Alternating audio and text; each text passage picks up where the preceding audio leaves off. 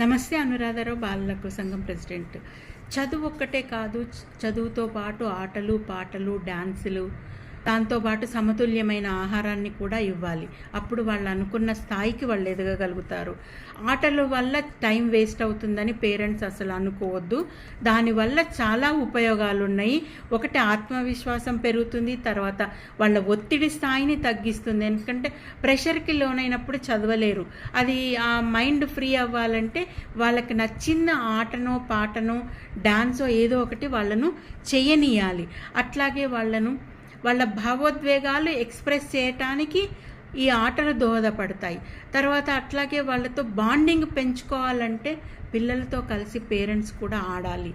అప్పుడే మీ మధ్యన వాళ్లకు బాండింగ్ ఏర్పడుతుంది. ఆ బాండింగ్ ఏర్పడినప్పుడు భయాలు పోయి ఫ్రెండ్లీగా అవుతారు. కాబట్టి ఆడుకోవడానికి వాళ్ళని ఎంకరేజ్ చేయండి. నమస్తే.